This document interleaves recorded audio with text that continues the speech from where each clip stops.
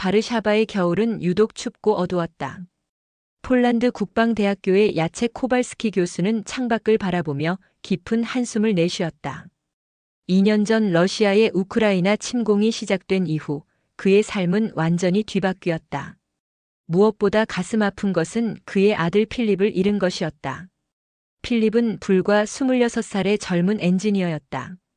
전쟁이 발발하자 그는 폴란드군 공병대에 자원 입대했고 우크라이나 국경 근처에서 난민 수용소 건설 작업을 지원하던 중 러시아군의 미사일 공격으로 목숨을 잃었다. 야첵에게는 하나뿐인 아들이었고 그의 자랑이었다. 아버지, 전쟁이 끝나면 더 나은 세상을 만들고 싶어요. 필립이 마지막으로 남긴 말이었다. 그 말이 야첵의 가슴 속에서 메아리치며 그를 괴롭혔다. 어떻게 더 나은 세상을 만들 수 있을까? 전쟁과 증오만이 가득한 이 세상에서? 야첵은 책상 위에 놓인 노트북을 켰다. 필립의 이메일 계정에 접근할 수 있는 권한을 얻은 후 그는 종종 아들의 마지막 흔적들을 들여다보곤 했다. 그 과정에서 그는 특별한 발견을 했다. 필립이 한국의 김진우 박사와 주고받은 일련의 이메일들이었다. 김진우 박사는 한국과학기술원의 평화기술연구소 소장으로 전쟁 중에도 평화를 위한 기술 개발에 매진하는 인물이었다. 필립과 김 박사의 이메일 대화는 주로 평화를 위한 기술이라는 주제를 중심으로 이루어져 있었다. 필립의 이메일 중 하나가 야첵의 눈길을 사로잡았다. 김 박사님, 아버지는 항상 말씀하셨습니다. 기술은 중립적이지만 그것을 사용하는 인간의 의도가 모든 것을 결정한다고요. 선생님이 말씀하신 홍익인간 정신에 기반한 기술 개발 철학이 정말 인상 깊습니다. 전쟁이 끝나면 폴란드도 그런 철학으로 재건되기를 바랍니다. 김진우 박사의 답장도 의미심장했다. 필립 군, 홍익인간은 널리 인간을 이롭게 한다는 뜻입니다. 우리가 개발하는 모든 기술이 인류 전체의 평화와 번영에 기여해야 한다는 철학이죠. 현재 우리 연구소에서는 방어용 기술을 중심으로 연구하고 있습니다. 공격이 아닌 보호를, 파괴가 아닌 건설을 위한 기술 말입니다. 야첵은 이 대화들을 읽으며 무언가 중요한 실마리를 발견했다는 느낌을 받았다. 필립이 죽기 직전까지 추구했던 더 나은 세상이 바로 이런 철학에서 시작될 수 있을지도 모른다는 생각이 들었다. 그는 서랍에서 필립의 마지막 편지를 꺼내 다시 읽어보았다. 아버지, 김진우 박사님과의 대화를 통해 깨달은 것이 있습니다. 전쟁을 끝내는 것은 더 강한 무기가 아니라 더 지혜로운 철학입니다. 한국의 홍익인간 정신처럼 모든 인간을 이롭게 하는 기술이야말로 진정한 평화의 무기가 될 수 있을 것입니다. 야첵의 눈에서 눈물이 흘러내렸다. 아들은 죽기 전까지도 평화를 꿈꾸고 있었다. 그리고 그 꿈의 실마리를 한국에서 찾았던 것이다. 이제 야첵은 아들의 유지를 받들어 그 꿈을 현실로 만들어야 할 책임감을 느꼈다. 야첵의 삶은 전쟁과 함께 완전히 무너져 내렸다. 아들을 잃은 슬픔은 시간이 지나도 줄어들지 않았고 오히려 더욱 깊어져만 갔다. 그럼에도 불구하고 그는 자신의 자존심만큼은 지키려 애썼다. 폴란드 국방대학교의 저명한 교수라는 위치, 그리고 국방정책자문위원이라는 역할이 그에게는 마지막 남은 자존심의 버팀목이었다. 대학교 복도를 걸으며 야첵은 동료들의 시선을 느꼈다. 동정과 연민이 섞인 그 시선들이 그를 더욱 괴롭혔다. 그들은 모두 알고 있었다. 야첵 교수가 아들을 잃고 얼마나 힘들어하는지를. 야첵, 좀 더 쉬는 게 어떨까? 동료 교수인 마렉이 조심스럽게 말을 걸었다. 정부 자문회의도 잠시 쉬고. 난 괜찮아. 야첵은 짧게 대답했다. 사실 괜찮지 않았다. 밤마다 필립의 얼굴이 꿈에 나타났고 깨어나면 현실의 무게가 그를 짓눌렀다. 하지만 그는 약함을 드러낼 수 없었다. 자존심이 그를 버티게 하는 유일한 힘이었기 때문이다. 정부 자문회의에서 야첵은 다른 참석자들과 함께 현재의 안보 상황을 논의했다. 러시아의 위협은 여전했고 폴란드는 더 강력한 방어 체계를 구축해야 할 필요성에 직면해 있었다. 최근 한국에서 제안한 기술 협력권은 어떻게 보십니까? 국방부 차관이 야첵에게 질문했다. 야첵은 잠시 망설였다. 필립과 김진우 박사의 이메일 교환을 통해 그는 한국 기술의 잠재력에 대해 어느 정도 알고 있었다. 하지만 공개적으로 의견을 표명하기에는 아직 확신이 서지 않았다. 더 자세한 검토가 필요할 것 같습니다. 그는 신중하게 답했다. 회의가 끝난 후 야책은 혼자 남아 생각에 잠겼다. 다른 사람들에게는 희망이 필요했다. 전쟁의 그림자 속에서 살아가는 폴란드 국민들, 매일 불안에 떨며 생활하는 사람들. 그들에게는 새로운 희망과 가능성이 필요했다.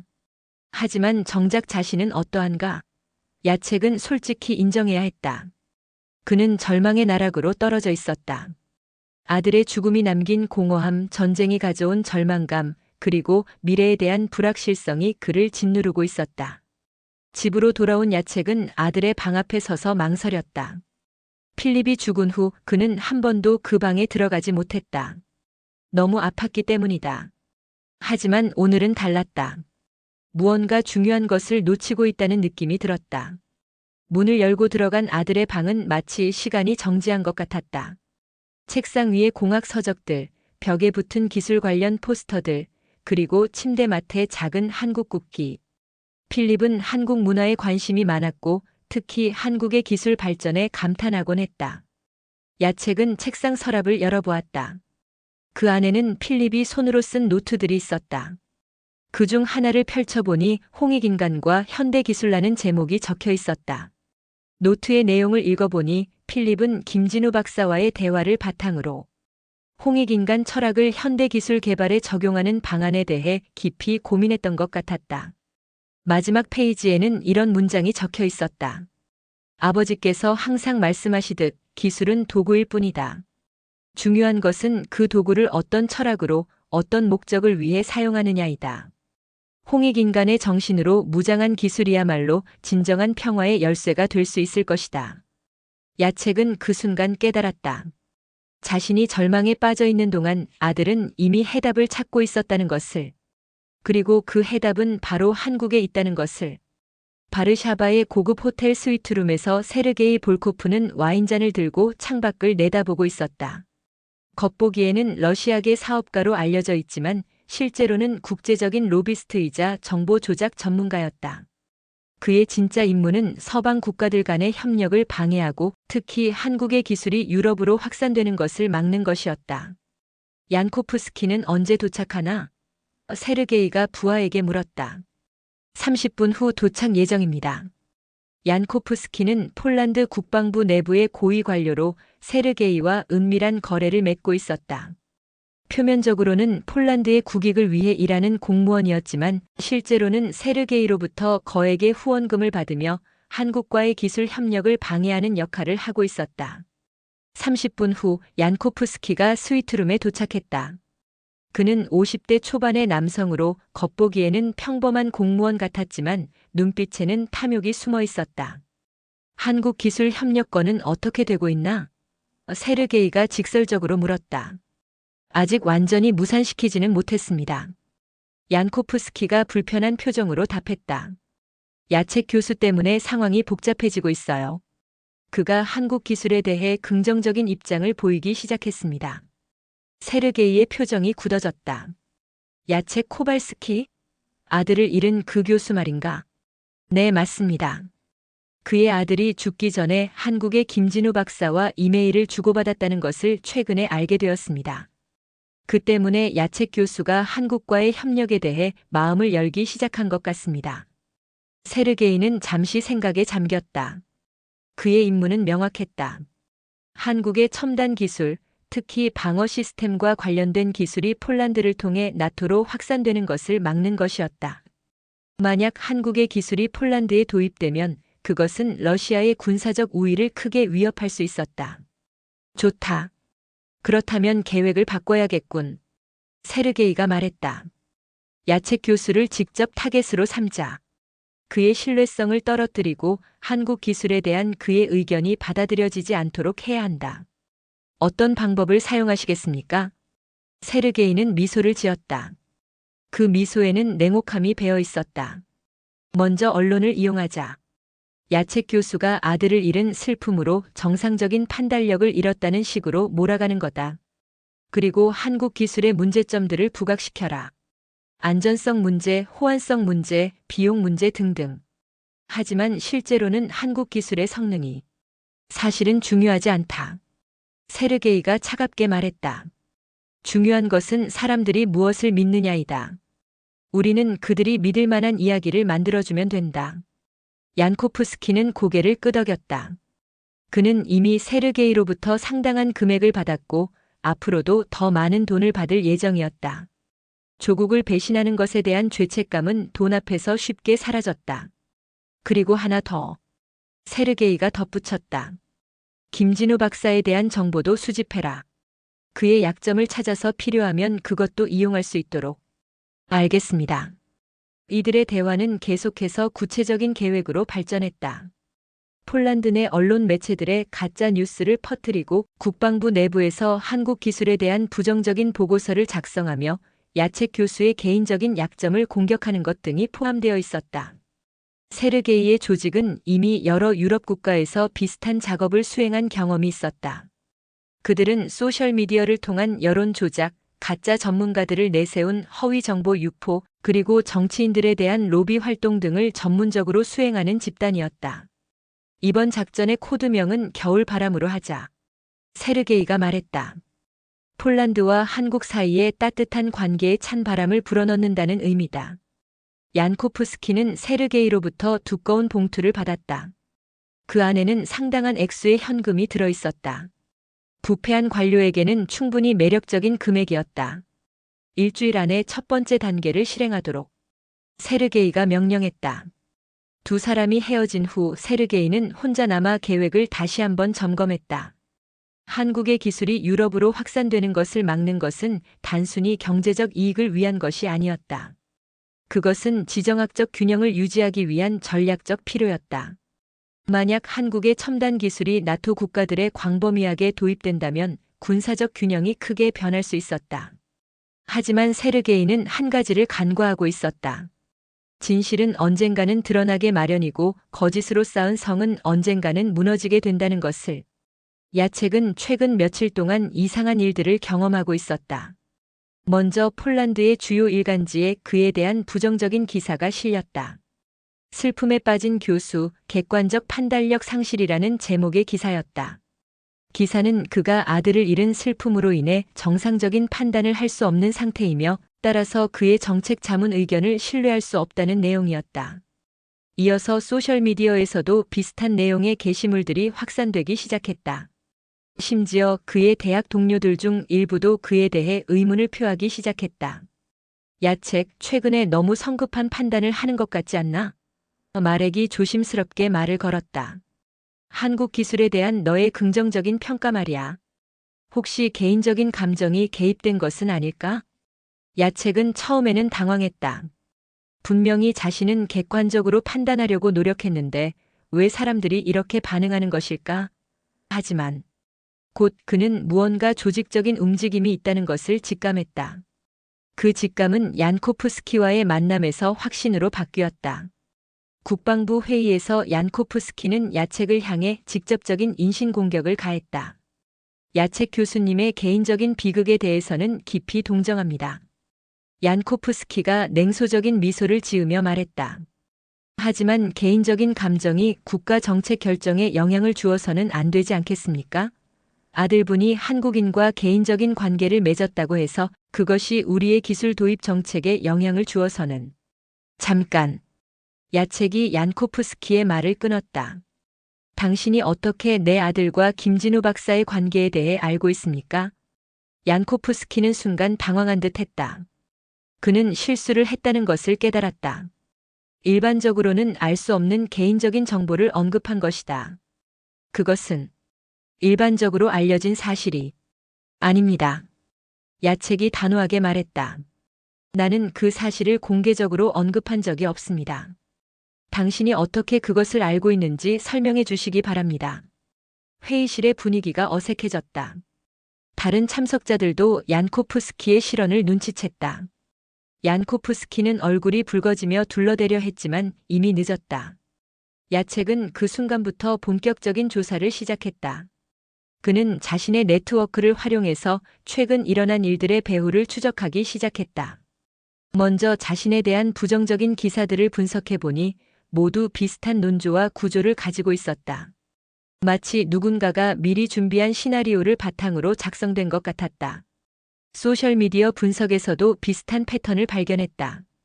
그에 대한 부정적인 게시물들이 특정 시간대에 집중적으로 올라왔고 대부분 가짜 계정들에서 발생한 것으로 보였다. 야책은 대학교의 컴퓨터 공학과 동료인 파베오 교수에게 도움을 요청했다. 파베오는 사이버 보안과 정보 분석 전문가였다. 흥미로운 패턴이네요. 파베오가 분석 결과를 보며 말했다. 이 계정들은 모두 최근에 만들어졌고 서로 연결되어 있습니다. 전형적인 본넷 활동 패턴이에요. 누군가가 조직적으로 여론 조작을 하고 있는 것 같습니다. 더 자세히 추적할 수 있나요? 시간이 좀 걸리겠지만 가능합니다. IP 주소 추적을 통해서 운영자의 위치를 파악할 수 있을 거예요. 며칠 후 파베오는 놀라운 결과를 가져왔다. 본넷의 운영 서버가 러시아에 위치해 있었고 자금의 흐름을 추적해보니 세르게이라는 인물과 연결되어 있었다. 세르게이 볼코프. 야책이 그 이름을 중얼거렸다. 들어본 이름이군. 추가 조사를 통해 야책은 세르게이가 국제적인 로비스트이자 정보 조작 전문가라는 것을 알게 되었다. 그리고 그가 얀코프스키와 연결되어 있다는 정황도 발견했다. 야책은 이제 확신했다. 한국과의 기술 협력을 방해하려는 조직적인 음모가 존재한다는 것을. 그리고 그 음모의 배후에는 러시아의 이익을 대변하는 세력들이 있다는 것을. 이제 반격할 때가 되었군. 야책이 혼잣말로 중얼거렸다. 그는 수집한 증거들을 정리하기 시작했다. 세르게이와 얀코프스키의 연결고리, 조작된 여론, 그리고 자신에 대한 체계적인 공격. 모든 것이 하나의 큰 그림으로 연결되고 있었다. 야책은 이 정보를 적절한 채널을 통해 공개하기로 결심했다. 하지만 그 전에 김진우 박사와 직접 연락을 취해야 할 필요성을 느꼈다. 아들 필립이 그토록 존경했던 그 사람과의 대화가 새로운 돌파구를 제공할 수도 있을 것이다. 야책은 김진우 박사에게 이메일을 보내기 전에 오랫동안 망설였다. 무엇부터 말해야 할지, 어떻게 자신의 상황을 설명해야 할지 막막했다. 결국 그는 진솔하게 자신의 마음을 담아 메일을 작성했다. 김진우 박사님께, 저는 폴란드 국방대학교의 야책 코발스키 교수입니다. 아마 제 아들 필립 코발스키와 이메일을 주고받으신 것을 기억하실 것입니다. 먼저 슬픈 소식을 전해드려야겠습니다. 필립은 2년 전 우크라이나 국경에서 러시아군의 공격으로 목숨을 잃었습니다. 필립이 남긴 이메일들을 읽으며 박사님과 나눈 홍익인간 철학에 대한 대화가 얼마나 그에게 큰 영감을 주었는지 알게 되었습니다. 현재 폴란드는 한국과의 기술 협력을 검토하고 있으나 여러 정치적 압력으로 어려움을 겪고 있습니다. 아들의 유지를 받들어 박사님과 직접 대화하고 싶습니다. 야책 코발스키 드림. 며칠 후 김진우 박사로부터 답장이 왔다. 그 내용은 야책의 마음을 깊이 움직였다. 야책 교수님께 필립 군의 부고를 듣고 깊은 슬픔을 느꼈습니다. 그는 진정으로 평화를 사랑하는 젊은이였습니다. 그의 마지막 이메일에서 더 나은 세상을 만들고 싶다고 했던 말이 아직도 제 마음에 남아 있습니다. 홍익인간은 단순한 철학이 아닙니다. 그것은 널리 인간을 이롭게 한다는 뜻으로 우리 조상들이 추구했던 인류 공영의 이상입니다. 현대의 기술 개발에서도 이 정신은 여전히 유효합니다. 우리가 개발하는 모든 기술이 특정 국가나 집단만을 위한 것이 아니라 인류 전체의 평화와 번영에 기여해야 한다는 것입니다. 현재 우리 연구소에서는 방어 중심의 기술을 개발하고 있습니다. K-방공 시스템, 해상 방어 플랫폼, 그리고 사이버 보안 기술 등이 그것입니다. 이 모든 기술들은 공격이 아닌 보호를, 파괴가 아닌 건설을 목적으로 합니다. 화상 회의를 통해 더 자세한 이야기를 나누면 어떨까요? 김진우 드림. 다음 날 저녁 야책은 김진우 박사와 화상 회의를 가졌다. 화면 너머로 보이는 김 박사는 50대 중반의 온화한 인상을 가진 분이었다. 그의 눈에는 깊은 지혜와 따뜻함이 담겨 있었다. 교수님의 아들 필립 군은 정말 특별한 젊은이였습니다. 김 박사가 먼저 말을 꺼냈다. 그가 보낸 마지막 이메일에서 전쟁을 끝내는 것은 더 강한 무기가 아니라 더 지혜로운 철학이라고 했던 말이 인상적이었어요. 야첵의 눈에 눈물이 맺혔다. 필립은 항상 평화를 꿈꾸는 아이였습니다. 공학을 전공했지만 기술이 인류에게 미치는 영향에 대해 깊이 고민했죠. 홍익인간 정신이 바로 그런 것입니다. 김 박사가 설명했다. 기술 그 자체가 목적이 아니라 그 기술이 어떻게 인류의 행복과 평화에 기여하느냐가 중요한 거죠. 우리가 현재 개발하고 있는 방어 기술들도 이런 철학에 기반하고 있습니다. 구체적으로 어떤 기술들인가요? 김 박사는 홀로그램 프레젠테이션을 시작했다. 첫 번째는 통합 방공 시스템입니다. 이것은 단순히 적의 미사일을 요격하는 것이 아니라 민간인 보호에 최우선 순위를 둔 시스템입니다. AI가 실시간으로 위협을 분석하고 민간 피해를 최소화하는 방향으로 대응합니다. 화면에 표시된 시스템은 야첵이 지금까지 본 어떤 방어 시스템보다도 정교하고 인도적이었다. 단순한 무기가 아니라 생명을 구하는 도구였다. 두 번째는 평화 유지 드론 시스템입니다. 김 박사가 계속했다. 이 드론들은 무기를 탑재하지 않습니다. 대신 구조 작업, 의료 지원, 그리고 인도적 지원에 특화되어 있어요. 전쟁 지역에서 민간인들을 보호하고 구조하는 것이 주요 임무입니다. 야첵은 감탄했다. 이런 기술들이 정말 존재하는 건가요? 네, 이미 프로토타입이 완성되었고 일부는 실전 테스트까지 마쳤습니다. 하지만 가장 중요한 것은 기술 그 자체가 아닙니다. 김 박사의 표정이 진지해졌다. 중요한 것은 이 기술을 사용하는 사람들의 철학과 가치관입니다. 어떤 의미인가요? 아무리 좋은 기술이라도 그것을 잘못된 목적으로 사용하면 재앙이 될 수 있습니다. 반대로 평범한 기술이라도 올바른 철학으로 사용하면 인류에게 큰 도움이 될 수 있어요. 홍익인간 정신이 바로 그 올바른 철학의 기준이 되는 것입니다.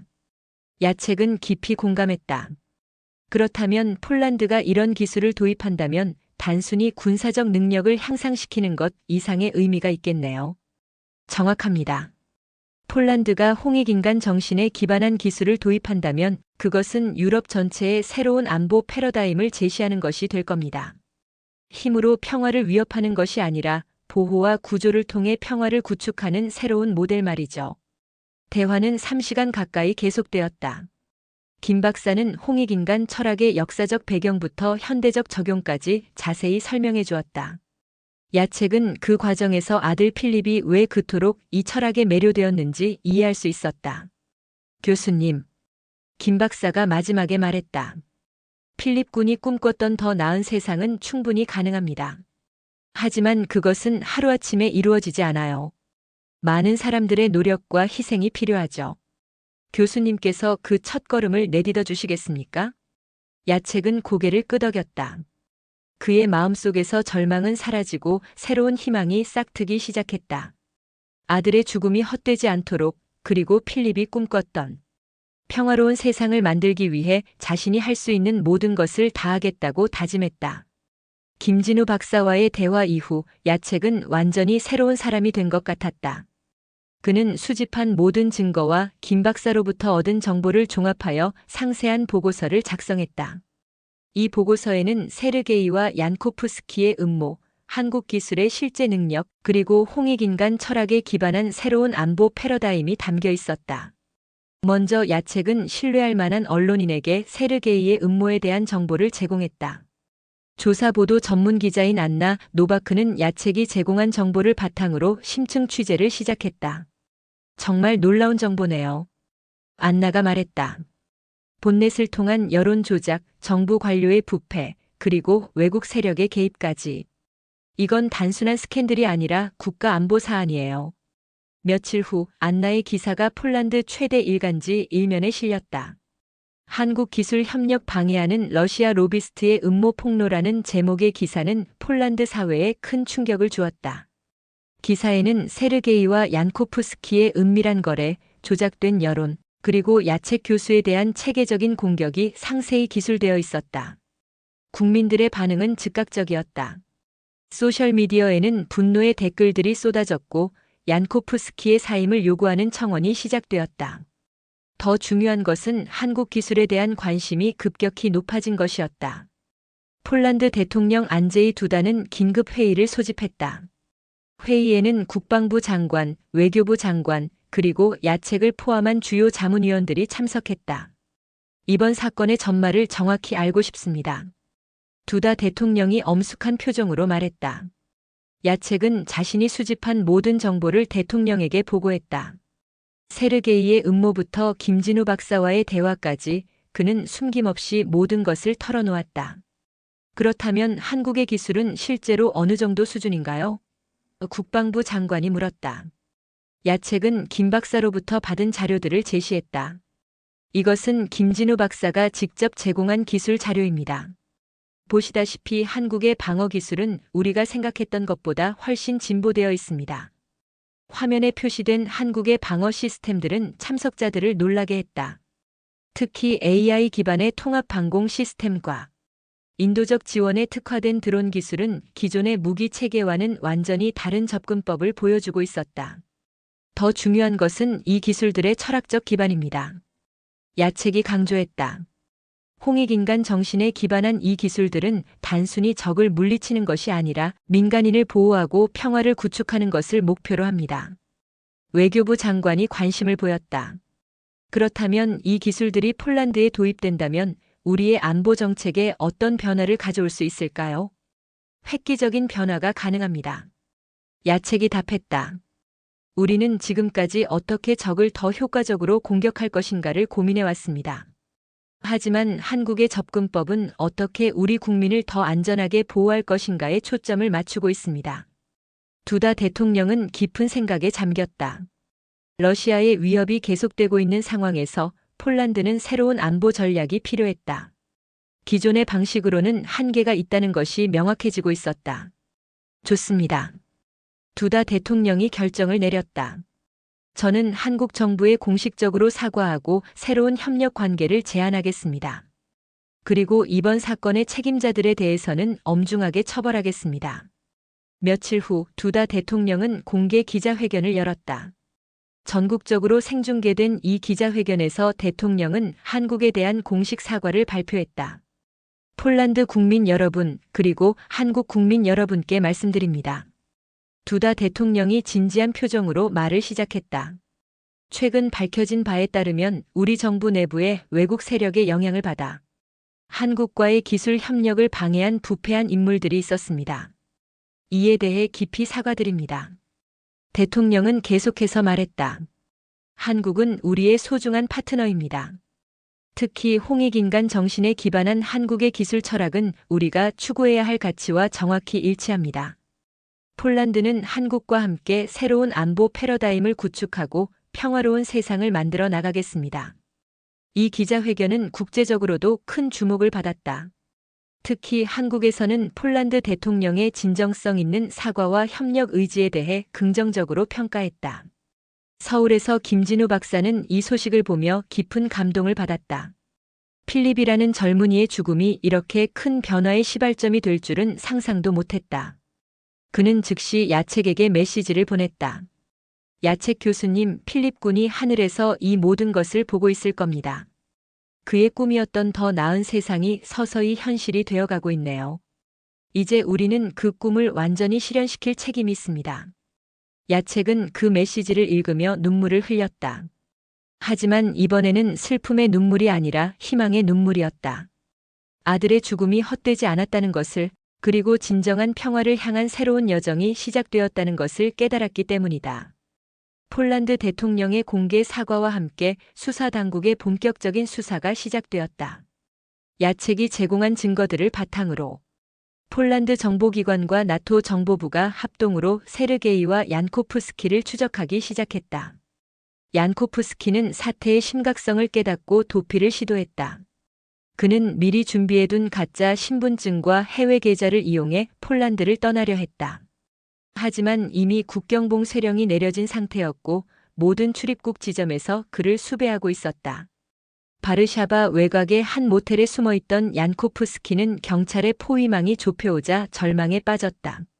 그는 세르게이에게 도움을 요청했지만 세르게이는 이미 그와의 연락을 끊은 상태였다. 여기는 경찰이다.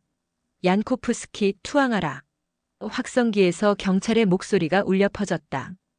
얀코프스키는 창문을 통해 밖을 내다보았다. 사방이 경찰차로 포위되어 있었다. 그는 자신이 더 이상 갈 곳이 없다는 것을 깨달았다. 절망에 빠진 그는 무모한 결정을 내렸다. 모텔 뒷문을 통해 도주를 시도한 얀코프스키는 대기하고 있던 특공대와 마주쳤다. 경찰은 그에게 무기를 버리고 투항할 것을 요구했지만 얀코프스키는 권총을 들고 저항했다. 절대 잡히지 않겠다. 그가 소리치며 총을 발사했다. 특공대는 정당방위 차원에서 응사했고 총격전이 벌어졌다. 몇 분간의 교전 끝에 얀코프스키는 총상을 입고 쓰러졌다. 병원으로 이송되었지만 치명상으로 인해 곧 숨을 거두었다. 한편 세르게이의 체포는 더욱 드라마틱하게 이루어졌다. 나토 정보부의 국제수사팀은 며칠에 걸친 추적 끝에 세르게이가 바르샤바의 고급 호텔에 머물고 있다는 것을 확인했다. 새벽 5시 호텔 스위트룸의 문이 열리며 무장한 특수부대원들이 일제히 돌입했다. 세르게이는 침대에서 잠들어 있었고 순간적인 기습에 저항할 틈도 없이 체포되었다. 세르게이 볼코프 당신은 국가기밀 누설죄, 외국인의 정치자금 제공죄, 그리고 정보조작죄로 체포됩니다. 수사관이 체포영장을 읽어주었다. 세르게이의 호텔방에서는 수많은 증거물들이 발견되었다. 얀코프스키와 주고받은 현금 거래 내역, 본넷 운영에 관한 자료, 그리고 다른 유럽 국가들에서도 비슷한 공작을 벌였다는 증거들까지 나왔다.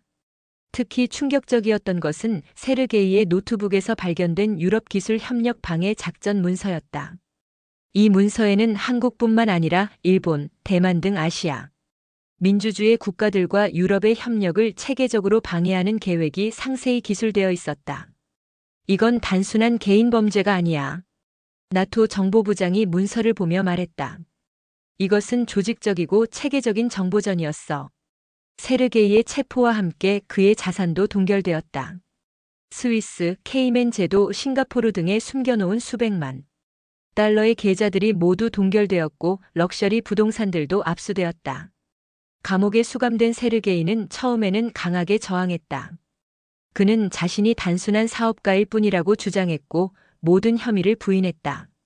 하지만 압도적인 증거 앞에서 그의 변명은 설득력을 잃었다. 특히 결정적이었던 것은 야책이 제공한 디지털 포렌식 증거였다. 파베우 교수가 분석한 본넷 활동 로그, 자금 흐름 추적 결과, 그리고 얀코프스키와의 통화 녹음 등이 세르게이의 범죄를 명확히 입증했다. 재판에서 세르게이는 15년형을 선고받았다.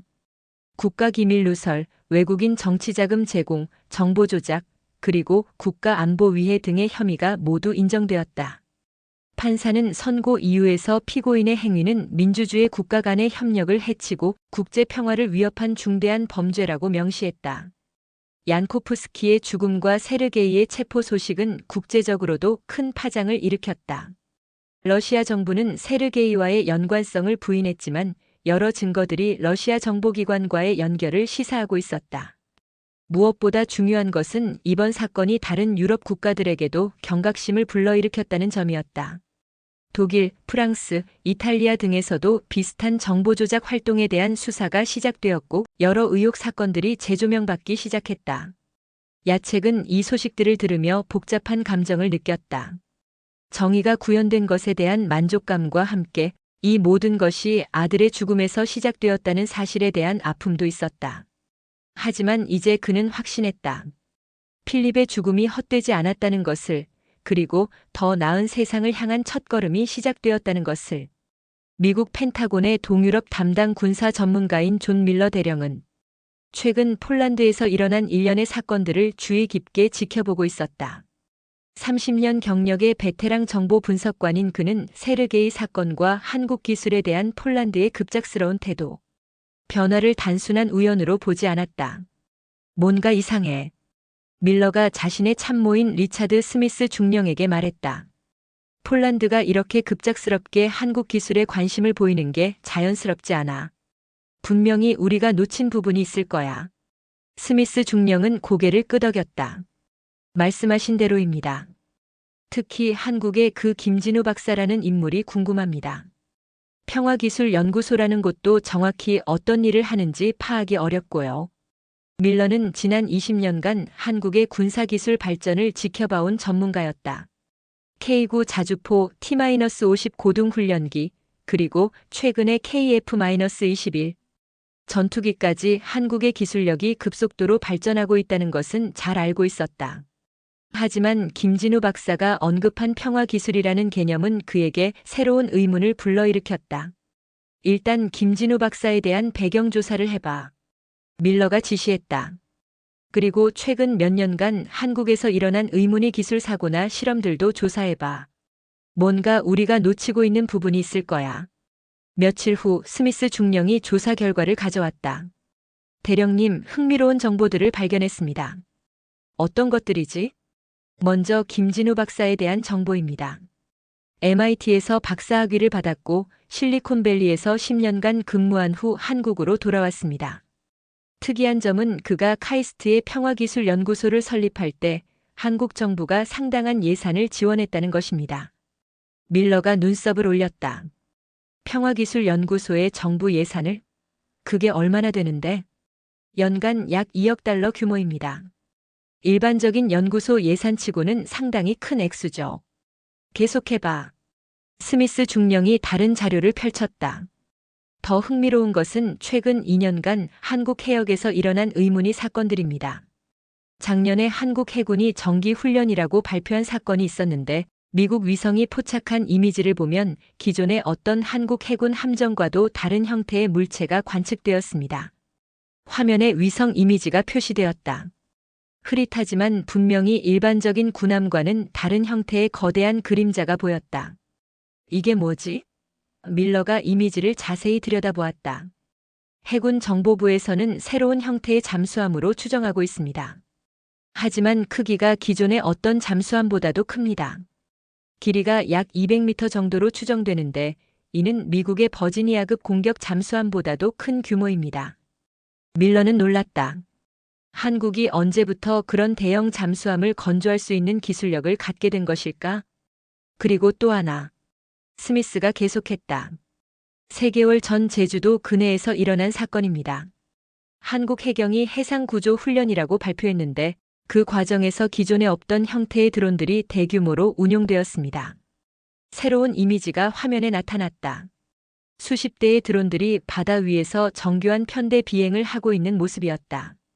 이 드론들의 특징은 무엇인가? 무기를 탑재하지 않았다는 점입니다. 대신 구조 장비, 의료 키트, 그리고 통신 장비들을 탑재하고 있었어요. 마치 전투가 아닌 구조와 지원을 위해 특별히 설계된 것 같습니다. 밀러는 깊은 생각에 잠겼다. 한국이 개발하고 있는 것들이 일반적인 무기 체계와는 완전히 다른 접근법을 보이고 있었다. 공격보다는 방어와 보호에 초점을 맞춘 것 같았다. 혹시 북한과 관련된 움직임은 없었나? 그것도 흥미로운 부분입니다. 스미스가 답했다. 지난 6개월간 북한의 도발 활동이 현저히 줄어들었습니다. 미사일 실험도 거의 중단된 상태고 38선 일대의 긴장도 많이 완화되었어요. 우연의 일치일까? 글쎄요. 하지만 시기상으로는 한국의 새로운 기술 개발과 맞아떨어집니다. 밀러는 펜을 들고 메모를 하기 시작했다. 한국의 새로운 기술들, 평화기술연구소, 그리고 북한의 조용해진 움직임. 이 모든 것들이 어떻게 연결되어 있는 것일까? 대령님. 스미스가 조심스럽게 말을 꺼냈다. 혹시 한국을 직접 방문해서 확인해 보시는 것은 어떨까요? 김진우 박사와 직접 면담을 요청해 볼 수도 있고요. 밀러는 잠시 망설였다. 한국은 미국의 핵심 동맹국이었지만 동시에 독립적인 기술 개발을 추진하는 국가이기도 했다. 자칫 잘못하면 동맹국 간의 신뢰에 문제가 생길 수도 있었다. 하지만 동시에 그는 군인으로서의 책임감을 느꼈다.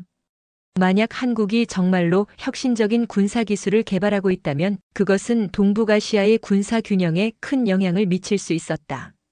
미국으로서는 그 실체를 정확히 파악할 필요가 있었다. 좋은 생각이야. 밀러가 결정을 내렸다. 한국 측에 공식적인 기술 교류 방문을 요청해봐. 평화기술연구소도 방문 일정에 포함시키고. 어떤 명목으로 하시겠습니까? 나토- 한국 기술 협력 확대 방안 논의라고 하자.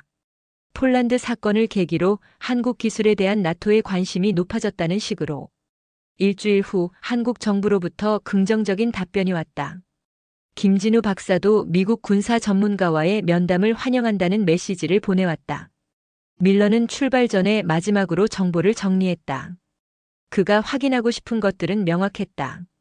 한국의 새로운 기술들의 실제 성능, 평화기술연구소의 진짜 목적, 그리고 홍익인간이라는 철학이 실제로 기술 개발에 어떤 영향을 미치고 있는지였다. 이번 방문에서 많은 것들이 명확해질 거야. 밀러가 혼잣말로 중얼거렸다. 그는 직감적으로 알고 있었다.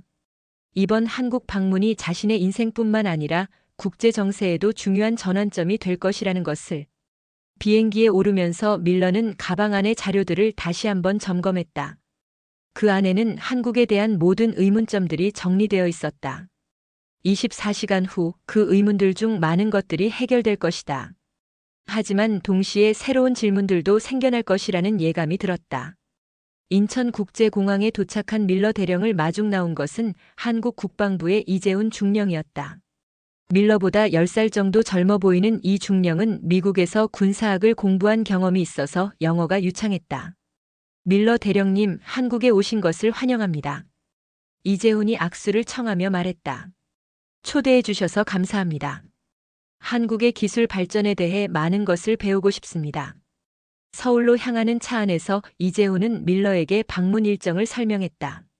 오늘은 먼저 김진우 박사님과 만나시고 내일은 평화기술연구소를 견학하실 예정입니다. 그리고 모레는 실제 기술 시연을 보실 수 있을 겁니다. 실제 기술 시연이라고 하면 저희가 개발한 방어 시스템들의 실제 작동을 보여드리는 것입니다. 물론 기밀 사항은 제외하고요. 밀러는 기대감을 느꼈다. 위성 이미지로만 보던 것들을 실제로 볼 수 있다는 것이 흥미로웠다. 카이스트 캠퍼스에 도착한 밀러는 김진우 박사와 마주했다. 박사는 50대 중반의 온화한 인상을 가진 분이었지만 그의 눈에서는 깊은 지혜와 확신이 느껴졌다. 밀러 대령님, 멀리서 오시느라 고생하셨습니다. 김 박사가 따뜻하게 인사했다. 박사님을 뵙게 되어 영광입니다. 폴란드의 야책 교수로부터 박사님에 대한 이야기를 많이 들었습니다. 김 박사의 표정이 잠시 어두워졌다. 필립 군의 이야기 말씀이시군요. 정말 안타까운 일이었습니다. 하지만 그의 희생이 이렇게 큰 변화의 시작이 될 줄은 몰랐어요. 연구소 내부로 들어가면서 밀러는 놀라움을 금할 수 없었다. 일반적인 무기 연구소와는 완전히 다른 분위기였다. 벽에는 홍익인간이라는 글귀가 여러 언어로 적혀 있었고 연구원들의 표정도 밝고 희망에 차 있었다. 우리 연구소의 모토는 기술로 평화를, 평화로 번영을입니다. 김 박사가 설명했다. 모든 기술 개발의 최종 목표는 인류의 평화와 행복입니다. 첫 번째로 본 것은 통합 방공 시스템이었다. 거대한 모니터에 실시간으로 한반도 상공의 모든 비행체들이 표시되고 있었다. 이 시스템의 특징은 무엇입니까? 밀러가 물었다. 기존의 방공 시스템과 가장 큰 차이점은 AI의 윤리적 판단 시스템입니다. 김 박사가 답했다. 이 AI는 단순히 적을 요격하는 것이 아니라 민간인 피해를 최소화하는 방향으로 대응 방안을 선택합니다. 화면에서 시뮬레이션이 실행되었다. 적의 미사일이 서울을 향해 날아오자 AI는 여러 요격 시나리오를 동시에 계산했다. 그 중에서 민간인 피해가 가장 적은 방안을 선택해서 요격했다. 놀랍군요. 밀러가 감탄했다. 일반적인 방공 시스템이라면 요격 성공률만을 고려했을 텐데 이 시스템은 윤리적 요소까지 고려하는군요. 그것이 바로 홍익인간 정신의 구현입니다. 김 박사가 설명했다. 기술의 효율성만큼이나 인간의 생명을 소중히 여기는 것이죠. 다음으로 본 것은 해상 방어 플랫폼이었다. 밀러가 위성 이미지에서 봤던 거대한 잠수함의 정체였다. 이것은 검은 고래라고 부르는 다목적 해상 플랫폼입니다. 김 박사가 모형을 보여주며 설명했다. 길이 200m, 폭 30m의 대형 플랫폼으로 핵추진 시스템을 탑재하고 있습니다. 밀러의 눈이 커졌다. 핵추진 잠수함을 한국이 개발했다는 말씀입니까? 정확히는 핵추진 다목적 플랫폼입니다. 전투용이 아니라 평화 목적으로 설계되었어요. 김 박사가 자세한 설명을 시작했다. 검은 고래의 주요 임무는 해상 구조, 인도적 지원, 그리고 환경 보호입니다. 내부에는 병원, 헬리콥터 경납고 그리고 대규모 구조 장비들이 탑재되어 있어요. 하지만 군사적 활용도 가능하겠군요. 물론입니다. 하지만 모든 무기 시스템은 방어용으로만 설계되어 있습니다. 공격용 무기는 일절 탑재하지 않았어요. 밀러는 이 개념에 깊은 인상을 받았다. 강력한 기술력을 가지고 있으면서도 그것을 평화적 목적으로만 사용하겠다는 철학이 실제로 구현되고 있는 것이었다. 마지막으로 본 것은 평화 유지 드론 시스템이었다. 밀러가 위성 이미지에서 봤던 바로 그 드론들이었다. 이 드론들은 완전히 비무장 상태입니다. 김 박사가 설명했다. 대신 고성능 카메라, 의료 키트, 통신 장비, 그리고 구조 장비들을 탑재하고 있어요. 실제 드론을 보니 밀러는 더욱 놀랐다. 일반적인 군용 드론과는 완전히 다른 설계였다. 매끄럽고 우아한 형태로 마치 거대한 새처럼 보였다. 이 드론들의 최대 장점은 군집 AI 시스템입니다. 김 박사가 계속했다. 수백 대의 드론이 하나의 AI에 의해 조정되면서 대규모 구조 작업이나 인도적 지원을 효율적으로 수행할 수 있어요. 시연을 위해 10대의 드론이 실내에서 날아올랐다. 드론들은 마치 한 몸처럼 움직이면서 정교한 편대 비행을 보여주었다. 그리고 바닥에 놓인 가상의 부상자를 찾아서 의료 키트를 정확히 투하했다. 믿을 수 없군요. 밀러가 탄성을 질렀다. 이런 기술들이 정말로 존재했다니. 대령님, 김 박사가 진지한 표정으로 말했다. 이 모든 기술들은 홍익인간 정신에 기반해서 개발되었습니다. 기술 그 자체보다 더 중요한 것은 그것을 사용하는 철학입니다. 어떤 의미인지 좀 더 자세히 설명해 주실 수 있나요? 홍익인간은 널리 인간을 이롭게 한다는 뜻입니다. 우리가 개발하는 모든 기술이 특정 국가나 집단만을 위한 것이 아니라 인류 전체의 평화와 번영에 기여해야 한다는 철학이죠. 어떤 의미인지 좀 더 자세히 설명해 주실 수 있나요? 홍익인간은 널리 인간을 이롭게 한다는 뜻입니다. 우리가 개발하는 모든 기술이 특정 국가나 집단만을 위한 것이 아니라 인류 전체의 평화와 번영에 기여해야 한다는 철학이죠. 김 박사는 계속해서 설명했다. 예를 들어 검은 고래는 한국 해군의 전력 증강을 위한 것이 아닙니다. 동아시아 전체의 해상 안전과 인도적 지원을 위한 플랫폼입니다. 위기 상황에서는 어느 나라든 도움을 요청할 수 있어요. 밀러는 이런 접근법이 완전히 새로운 것이라는 것을 깨달았다.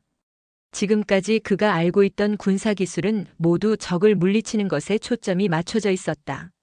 하지만 한국의 기술은 사람을 구하는 것에 초점이 맞춰져 있었다. 정말 놀라운 발상의 전환입니다. 밀러가 감탄했다. 하지만 실제 전쟁 상황에서도 이런 접근법이 유효할까요? 김 박사가 미소를 지었다. 대령님, 진정한 승리는 전쟁에서 이기는 것이 아니라 전쟁을 예방하는 것입니다. 우리의 기술들이 그 예방의 역할을 하고 있어요. 밀러는 그 말에 깊은 인상을 받았다. 그리고 동시에 깨달았다. 한국이 개발하고 있는 것은 단순한 무기가 아니라 완전히 새로운 안보 패러다임이라는 것을.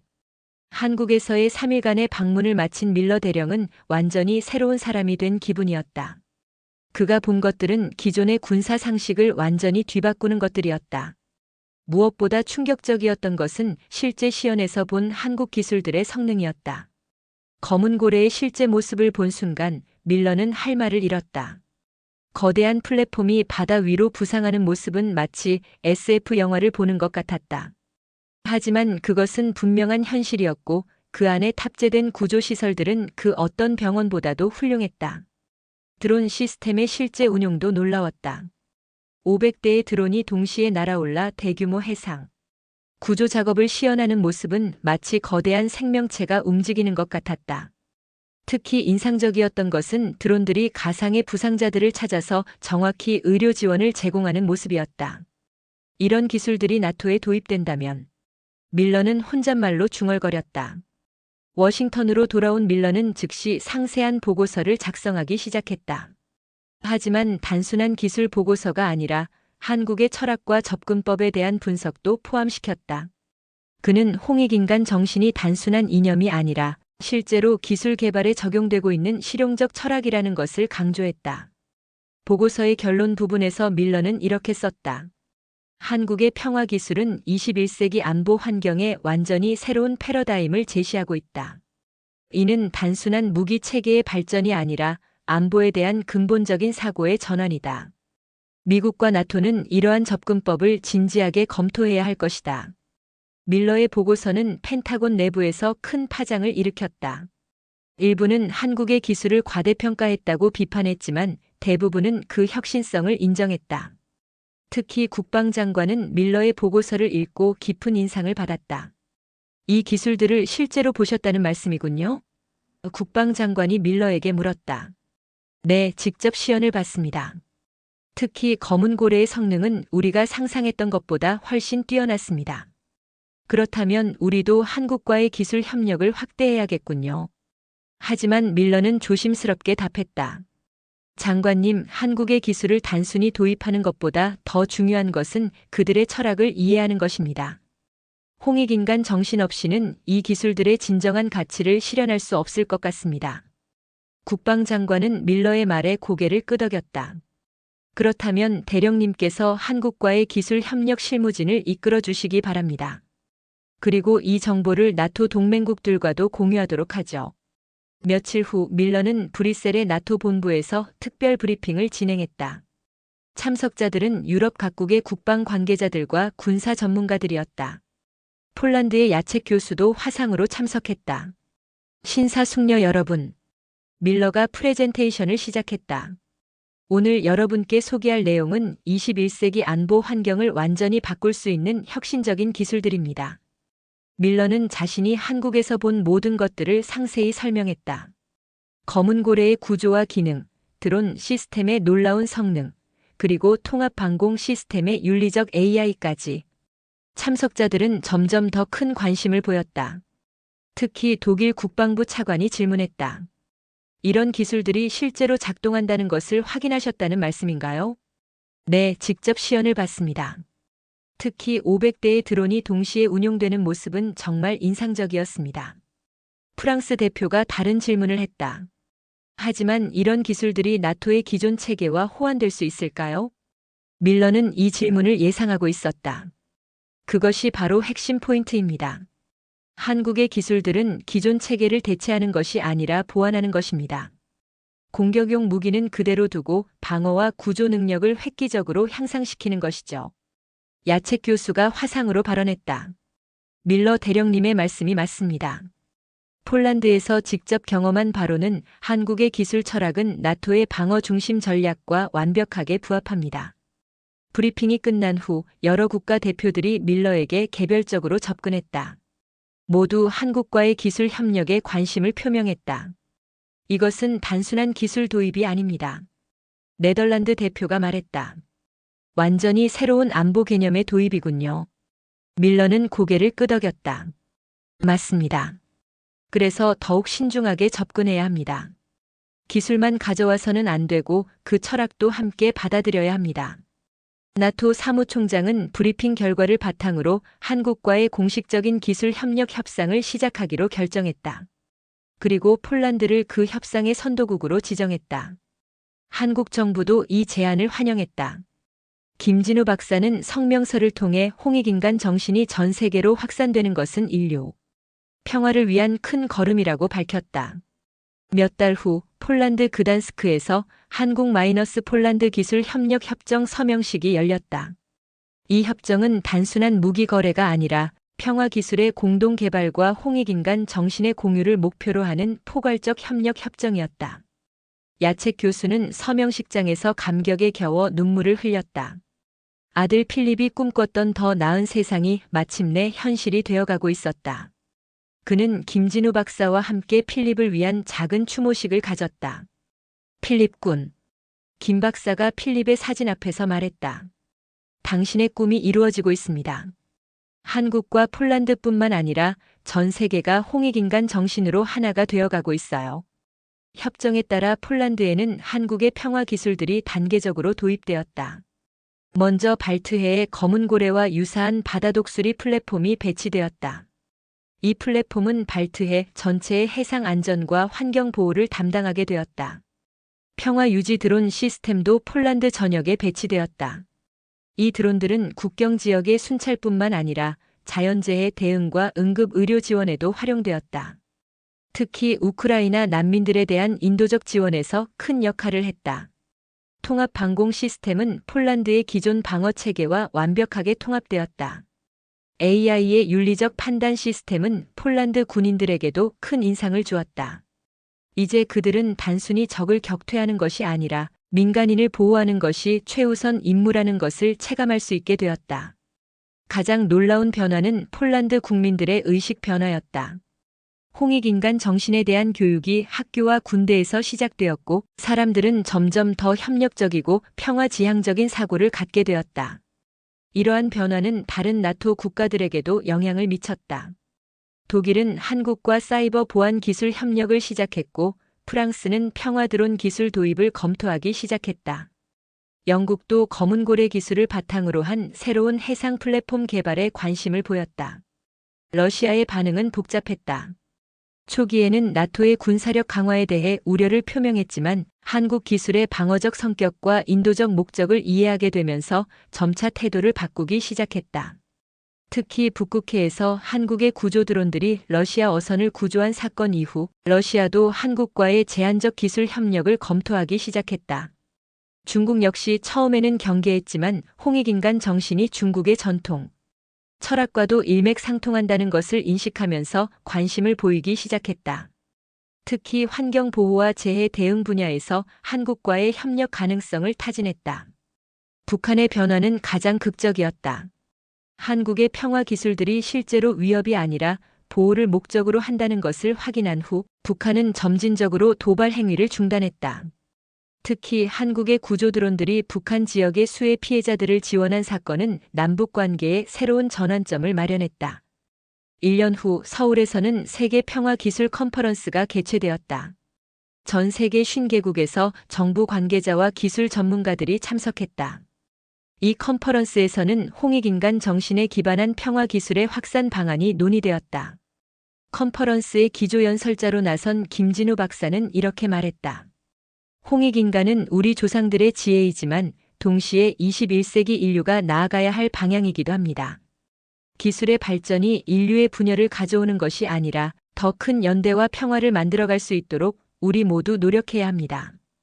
야책 교수도 특별 연사로 참석해서 자신의 경험을 나누었다. 제 아들 필립은 전쟁으로 목숨을 잃었지만 그의 꿈은 이제 전 세계로 확산되고 있습니다. 홍익인간 정신은 단순한 이념이 아니라 실제로 세상을 바꿀 수 있는 힘이라는 것을 저는 직접 경험했습니다. 컨퍼런스 마지막 날 참가국들은 세계 평화 기술 헌장에 서명했다. 이 헌장은 모든 국가가 기술 개발에서 홍익인간 정신을 기본 원칙으로 삼을 것을 다짐하는 내용이었다. 헌장의 핵심 조항들은 다음과 같았다. 모든 기술 개발은 인류 전체의 평화와 번영을 목표로 한다. 공격보다는 보호를, 파괴보다는 건설을 우선시한다. 기술의 혜택은 특정 국가나 집단에 국한되지 않고 인류 전체가 공유한다. 환경 보호와 지속 가능한 발전을 기술 개발의 필수 요소로 한다. 기술 발전과 함께 윤리적, 철학적 성찰도 병행한다. 5년 후 세계는 완전히 달라져 있었다. 홍익인간 정신에 기반한 기술들이 전 세계로 확산되면서 국가 간 갈등은 현저히 줄어들었다. 자연재해나 인도적 위기 상황에서는 국경을 넘나드는 협력이 일상이 되었다. 특히 눈에 띄는 변화는 젊은 세대들의 의식이었다. 전 세계 대학에서 홍익인간 철학이 필수 교양 과목이 되었고 젊은이들은 자신의 재능을 인류 전체의 행복을 위해 사용하는 것을 당연하게 여기기 시작했다. 밀러 대령은 이제 나토 평화기술본부의 본부장이 되어 있었다.